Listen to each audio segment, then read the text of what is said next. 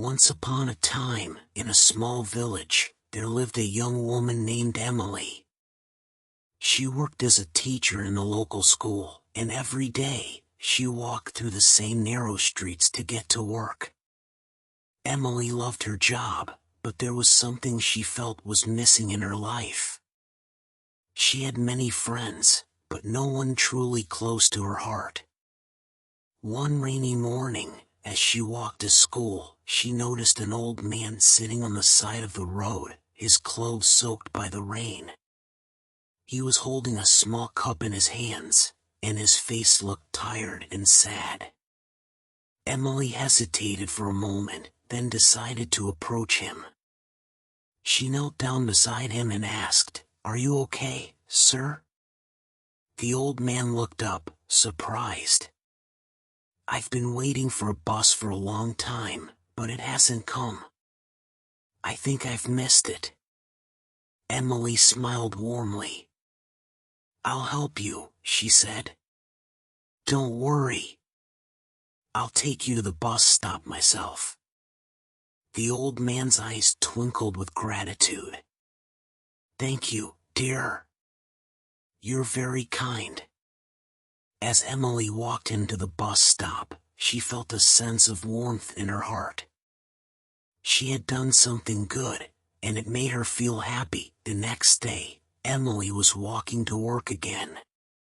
As she passed the same street, she was surprised to see the old man again, waiting near the same corner. But this time, he was standing, holding a small box wrapped in bright paper. He smiled as he saw her. "I have something for you," he said, offering her the box.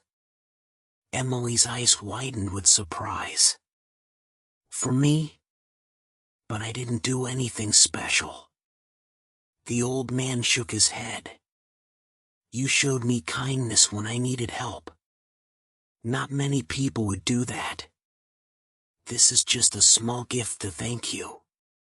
Emily took the box, carefully unwrapped it, and found a beautiful necklace inside. It had a small charm in the shape of a heart. "You didn't have to," Emily said, touched by his gesture. The old man smiled gently. "Kindness is a way of coming back to you. And I wanted to give you something in return."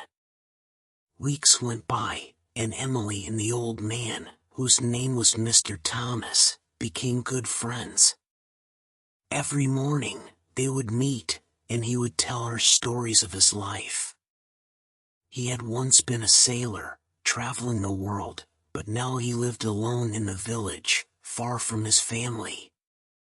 One day, Emily asked, "Mr. Thomas, why do you always help others?" He smiled.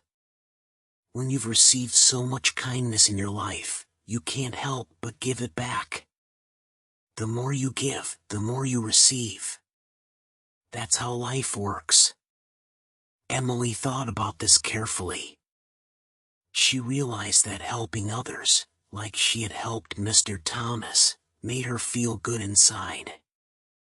It didn't matter if she received anything in return. The happiness of helping someone was enough. As time passed, Emily's life changed.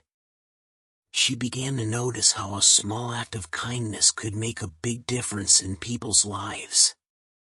She helped a stranger with their groceries, offered to listen to a friend who was feeling sad, and even gave up her seat on the bus to an elderly woman. One afternoon, after a long day of teaching, Emily sat in her favorite cafe, sipping a cup of tea. A young girl walked in, looking lost. She glanced around nervously, unsure of where to sit. Emily smiled and waved her over. "You can sit here, if you'd like." The girl, surprised, sat down next to Emily. "Thank you," she said softly. "I don't know anyone here, and I was feeling scared to sit alone."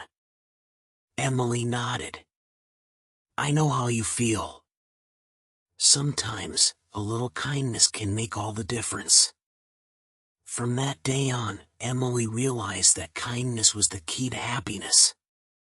The more she gave, the more she received, whether it was a smile, a warm hug, or a small act of gratitude. She knew that helping others was the most rewarding thing she could do. As the years passed, Emily continued to help those in need, and she became known as the kindest person in the village. Her life was filled with love, friendship, and the joy of giving. And it all started with a simple act of kindness, helping a stranger on a rainy day.